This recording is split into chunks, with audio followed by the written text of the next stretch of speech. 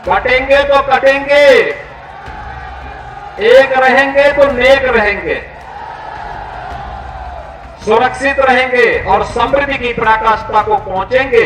और आज कोई अगर कह दें कि एक है तो सेफ है, तो ये लोग एक है तो सेफ है उसको भी गलत तरीके से परिभाषित करने में लगे।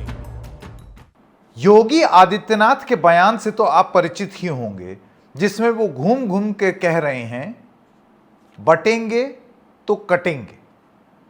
लेकिन बटेंगे तो कटेंगे जो संदेश उत्तर प्रदेश से शुरू होकर के महाराष्ट्र, झारखंड और जहां जहां चुनाव हो रहा है वहां वहां ये संदेश जा रहा है योगी आदित्यनाथ के सौजन्य से। दरअसल ये आया राष्ट्रीय स्वयंसेवक संघ से। इसका संदर्भ आरएसएस ने जो दिया वो था बांग्लादेश का, लेकिन इसको हिंदुस्तान में किस तरीके से राजनीतिक रूप से परिभाषित किया जाए वो काम योगी आदित्यनाथ ने किया है। बटेंगे तो कटेंगे, यानी कि अगर हिंदू बटेगा तो वो कटेगा, यानी कि फिर उसके कई विभाजन होंगे। इसका एक तर्क ये भी दिया जा रहा है कि कास्ट सेंसस के बारे में ना सोचा जाए, क्योंकि हिंदू अगर बटेगा तो फिर वो कमजोर होगा। ये एक मैसेज देने की कोशिश की है। बहनों और भाइयों, राष्ट्र से बढ़कर के कुछ नहीं हो सकता, कुछ नहीं हो सकता। और राष्ट्र तब सशक्त होगा जब हम एक रहेंगे, नेक रहेंगे, तभी नेक रहेंगे।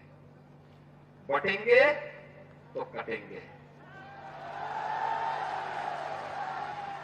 आप देख रहे हैं ना, बांग्लादेश में देख रहे हो ना, तो वो गलतियां यहां नहीं होनी चाहिए।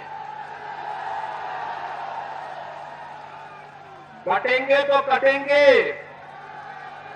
एक रहेंगे तो नेक रहेंगे, सुरक्षित रहेंगे और समृद्धि की पराकाष्ठा को पहुंचेंगे।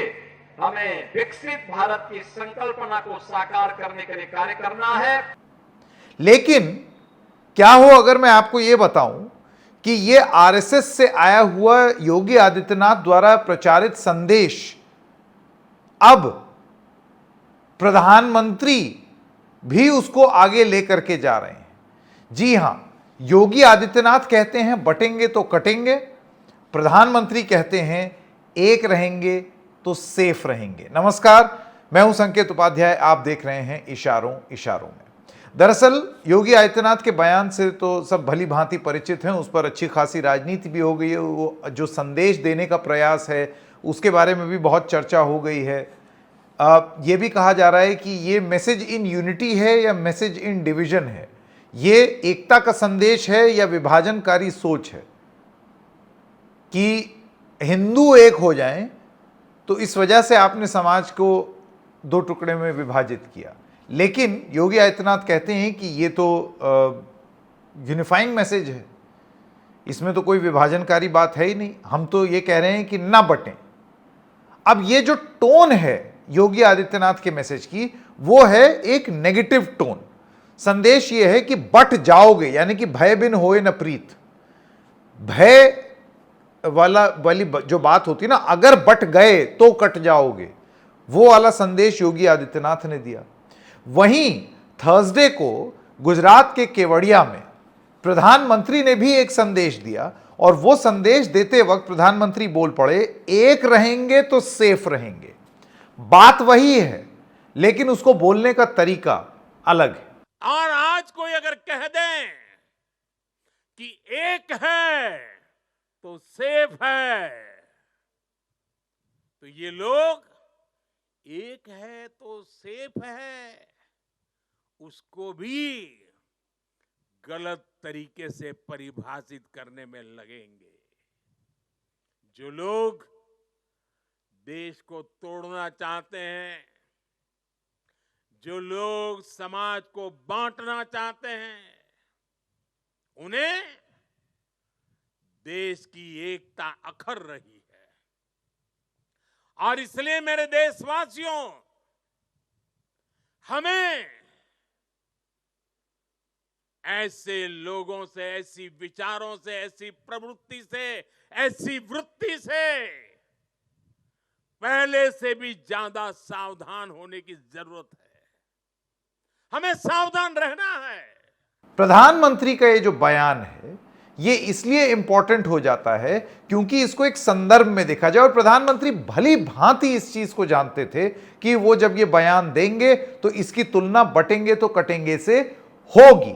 इस वजह से एक प्रिलिमिनरी स्ट्राइक पहले से ही उन्होंने एक हथियार दाग दिया और उन्होंने बोला, वो कहते हैं, आज कोई यह कह दे कि एक हैं तो सेफ हैं तो उससे भी गलत तरीके से परिभाषित करने में ये लोग लगेंगे। That means if someone says if we are united we are safe, then there are forces hell bent on misinterpreting this as well.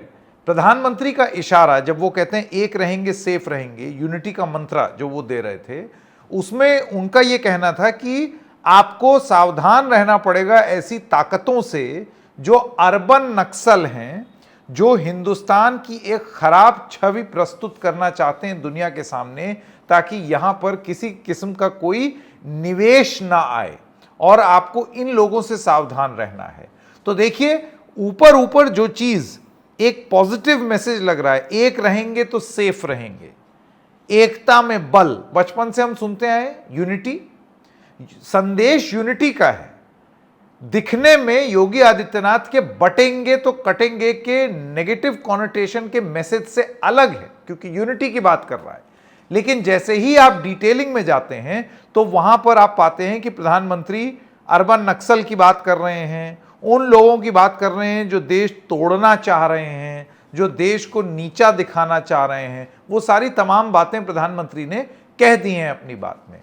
तो कायदे से देखा जाए तो यह संदेश प्रधानमंत्री का और योगी आदित्यनाथ का संदेश आरएसएस द्वारा कहे गए संदेश से बहुत अलग नहीं है।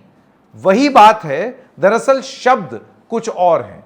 तो अगर आप दूसरे शब्दों को प्रयोग करके बिल्कुल वही बात बोलेंगे तो फिर इससे कोई बात अलग नहीं हो जाएगी, बात वही होगी, उसके बोलने के तरीके अलग हो जाएंगे। ये तो हो गई एक बात। दूसरी एक जरूरी बात यहां बतानी ये जरूरी है कि आपको याद होगा 2024 में जेपी नड्डा का एक बयान, जिसमें नड्डा साहब ने एक्सप्रेस को दिए हुए एक इंटरव्यू में कहा था कि अब हमें आरएसएस की चुनाव जीतने की जरूरत नहीं है, आरएसएस की अब हमें उस तरीके की जरूरत नहीं है। इस पर खासा बवाल हुआ। आरएसएस ने बाद में याद भी दिलाया और यह भी बोला कि हमें अहम नहीं आना चाहिए, इतना ऊपर जिसकी कोई डोर नहीं, जब पूर्णता ही मर्यादा हो, इच्छाओं की छोर नहीं, इस तरीके की उन्होंने बात की मोहन भागवत ने। संदेश साफ था, अपने आप को सुपरमैन न समझें। उत्तर प्रदेश में योगी और मोदी की एक अनस्पोकन लड़ाई का नतीजा भी देखने को मिल गया। इन सब चीज़ों के बाद क्या ऐसा देखने को मिल रहा है कि अलग अलग फॉर्मेट्स में ही सही, अलग अलग शब्दों में ही सही, लेकिन अब आरएसएस का वर्चस्व एक बार फिर से स्थापित हो रहा है भारतीय जनता पार्टी की राजनीति में। याद कीजिए उत्तर प्रदेश में आरएसएस की एक मीटिंग, जिसमें योगी आदित्यनाथ के 10 उपचुनावों से एकदम पहले, जो अब उसमें से 9 होने वाले हैं, उससे एकदम पहले आरएसएस की बीजेपी के फंक्शनरीज के साथ मीटिंग हुई। योगी आदित्यनाथ भी उसमें थे। यह मीटिंग लखनऊ में हुई और यह मीटिंग खत्म होते ही आरएसएस के जो फंक्शनरीज हैं उन्होंने आकर के बयान दिया और उन्होंने हिदायत दी बीजेपी को कि आप 2 मुद्दों पर तो खास तौर से एक्स्ट्रा ध्यान दीजिए, और उस पर आपने ध्यान उस तरीके से नहीं दिया, या फिर जिस तरीके से हम चाहते थे या जैसे होना चाहिए वैसे नहीं किया। परिणाम आपके सामने आ गया है। एक था मुद्दा नेशनलिज्म का, राष्ट्रवाद। उनका यह कहना था राष्ट्रवाद एक बहुत बड़ा मुद्दा है और वो एक पर्सनैलिटी से ऊपर उठ करके एक मुद्दा आना चाहिए। और दूसरा था हिंदुत्व। आरएसएस का यह कहना था कि हिंदुत्व के मुद्दे पर आप आपस में कौन किस तरीके का हिंदुत्व करता है, मोदी का हिंदुत्व, योगी का हिंदुत्व, इस तरीके से अगर आप प्रस्तुत होंगे तो गड़बड़ होगी। तो क्या आरएसएस ने बटोगे तो कटोगे का संदेश इससे पहले कि बीजेपी बाहर किसी को दे, पहले बीजेपी को ही दे दिया कि पहले खुद तो ना बटो, क्योंकि अगर खुद बटोगे योगी और मोदी खेमे में तो फिर कट जाओगे। और यही संदेश लेकर के अब योगी आदित्यनाथ दौड़ गए और बिल्कुल वैसा ही संदेश अब क्या प्रधानमंत्री भी लेते हुए दिखाई दे रहे हैं, जिसमें वो कह रहे हैं एक रहोगे तो सेफ रहोगे। बात वही है, घुमा करके उसको एक अलग तरीके से प्रस्तुत किया गया है। तो इसको कैसे देखा जाए, आप बताइए, आप कैसे देखते हैं इन बयानों को? इन बयानों के पीछे एक डीपर मीनिंग है। ये अकेले में आइसोलेशन में दिए हुए बयान नहीं है। यह साबित करता है आरएसएस का दोबारा बढ़ता वर्चस्व भारतीय जनता पार्टी में। यह साबित करता है कि अब प्रधानमंत्री तो बयान दे ही रहे हैं, उसके साथ साथ रणनीति के तहत अब और लोग भी आरएसएस के कहने पर आगे बढ़ रहे हैं राजनीतिक रूप से भारतीय जनता पार्टी में। संदेश तो पुराना ही है। हिंदुत्व की बात और राष्ट्रवाद की बात तो भारतीय जनता पार्टी हमेशा से ही करती आई है। नारा नया है, बोलने की बात नहीं है। एक नारा नेगेटिव कॉनोटेशन के साथ है, दूसरा नारा पॉजिटिव कॉनोटेशन के साथ है, लेकिन दोनों नारे योगी और मोदी के ऐसा लगता है अब आरएसएस नारों के माध्यम से बीजेपी के दो छोरों को, दो छोर जो हैं उनको साथ में ला रही है। बहुत सारे इम्तिहान हैं बीजेपी के लिए। महाराष्ट्र है, झारखंड है और उत्तर प्रदेश के 9 उपचुनाव हैं और तमाम उपचुनाव के अलावा। क्या यह नारा बीजेपी की लगाएगा नैया पार? हम देखेंगे। तो इशारों इशारों में आज इतना ही। हम फिर मिलेंगे किसी और मुद्दे के साथ। तब तक के लिए नमस्कार।